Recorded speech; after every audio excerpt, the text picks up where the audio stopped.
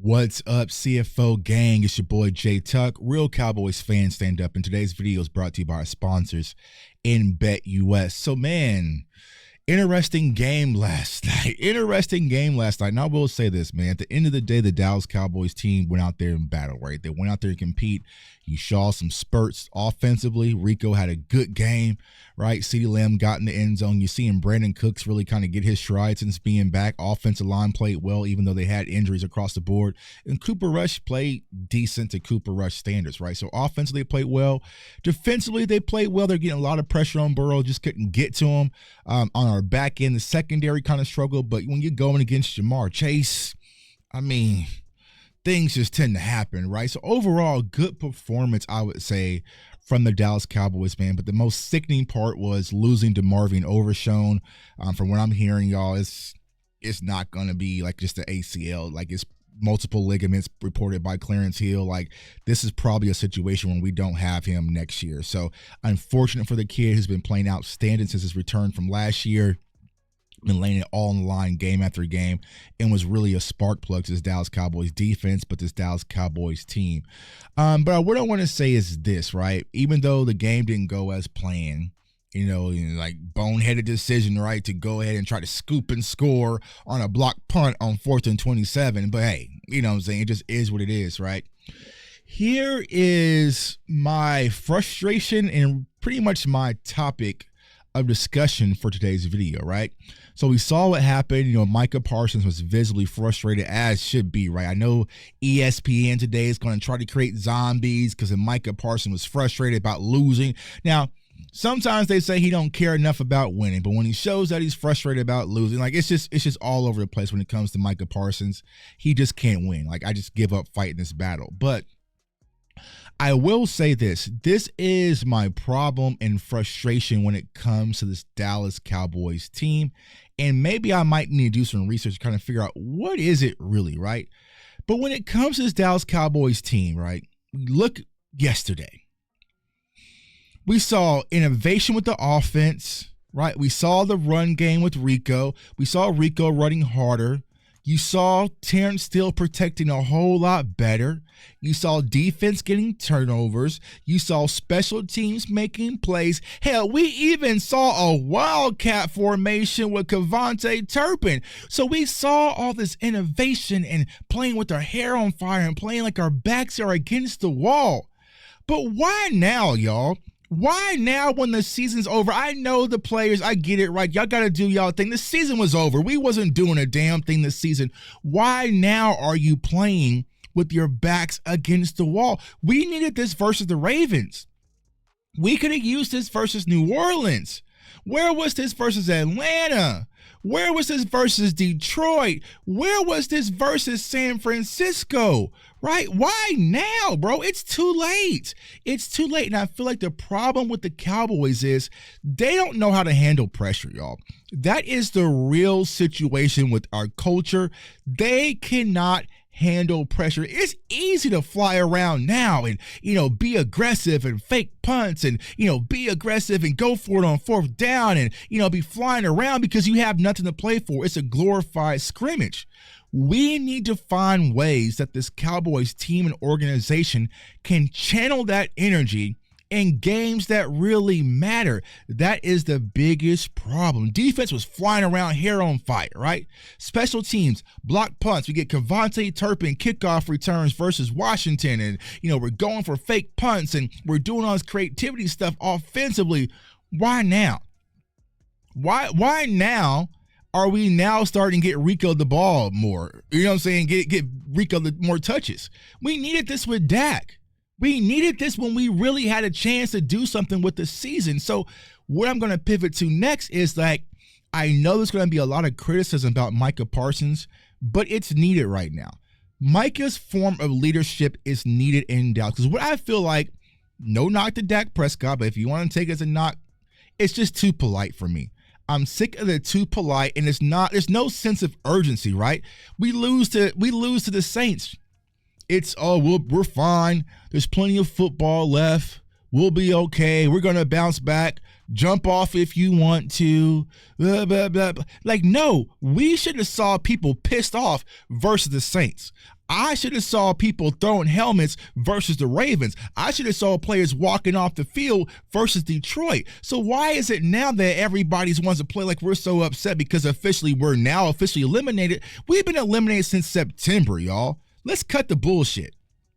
So it's like, I need to see that fire, and that falls on Mike McCarthy, right? That falls on Mike McCarthy. He needs to keep the edge with this team throughout the course of this season, but it's just too relaxed, right? We are 1-6 at home. We are 1-6 at home, and now we're mad? Now you're mad?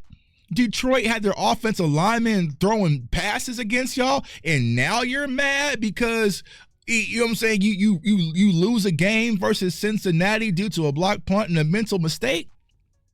Nah, save it. Don't be mad now. You should have been mad week 5, bro. You should have been mad week 6. I don't want to hear it now. So that is my biggest frustration. We have to find ways to channel that energy when stuff really matters, bro. These were glorified scrimmages. Let's keep it a buck. Glorified scrimmages. We were not going to the playoffs. There was zero chance we're going to playoffs. We still got to play Philly. We still got to play Tampa. We still got to play Washington again. And the way the Carolina Panthers are playing, hell, I'm not sure if we get through them. You know what I'm saying? Like, we're underdogs next week, right? So let's cut the playoff push thing, right? So for me, channel that. We need that assertiveness. We need that dog mentality week 1. Not week 14, not week 15. We need it week 1, and we need that to continue throughout the course of the season. Now, when it comes to Mike McCarthy, I had said things online like, yo, he's possibly trying to save his job. But I will say this, right? I like Mike McCarthy, but I don't love Mike McCarthy, right? I like him. He's cool, right? But I don't love him. But yesterday was uncalled for, y'all. Like, if you're really trying to win a football game and save your job, and you want to remain the coach of the Dallas Cowboys, and you want to continue to win and push to the playoffs, yesterday was idiotic. Rico was rolling. Now, I'll say this. The Cincinnati Bengals, they have one of the worst rushing defense, and then they're like 10th in rushing yards allowed, right? So you need to exploit that, and Rico was exploiting that. Mike McCarthy was willing to put his career, the season on the line for these players in the arm of Cooper Rush. No knock to Cooper Rush, right? He is who he is, but he's not that guy, bro. Like, you're expecting Cooper Rush to go toe-to-toe with Joe Burrow and go, like, bro, you should have been running the ball down their throat. Let Brendan Aubrey get in field goal range. You get the win, and you get the hell up out of there, right? So it's just frustrating when it comes to Mike McCarthy. So will he be back? I don't know, y'all. I feel like there's a 75% chance he'll be back. The reason why is I just don't think the Cowboys have a coach that they really want, because they're always hesitant, right? They won't fully rip off the Band-Aid and just rebuild and get a young guy to come in here and kind of build things in his temperament and his image. We want to kind of just minor little tweaks, right? And right now, I would say rip it off, move on from Mike McCarthy, just blow it all up, get a brand new coaching staff, and we're going to have to wait. Because even if you bring Mike McCarthy back next year, 2 to 3 years, we're not close to being where we need to be, y'all. I'm going to keep it a buck. I know it hurts us Cowboys fans. We are not close to where we need to be at all. So I would like to get a younger coach with some culture and just let them cook and kind of see what can happen and transcend from a new philosophy, because I just don't see it. Y'all know we got to keep it a buck, got to keep it real. I just don't see championship anywhere, right? And I was having this conversation on Twitter. It's not that I hate the Cowboys or want to see them lose. A lot of us are parents. We know our kids. I know my kids, and I know they're not up here, right? They're not to be able to go on the road in the cold and beat some of these top contender teams. Like, they're not built to go beat Josh Allen in Buffalo. They're not built to go on the road and beat San Francisco. They're not built to go to Kansas City and beat Kansas City or go to like, they were just not built that way yet, right? So there's a lot of things foundationally that we need to tear apart and rebuild to get to where we need to go. Like I said, overall, competitive game. They went out there to compete. There's a lot of young players showing promise out there. Chauncey Golston is playing phenomenal. Salute to Chauncey Golston, right? But overall, bad day at the office. Those mental mistakes, You can't have them. You can't have them, especially when you're riddled with injuries like the Dallas Cowboys, man. So it's your boy J Tuck.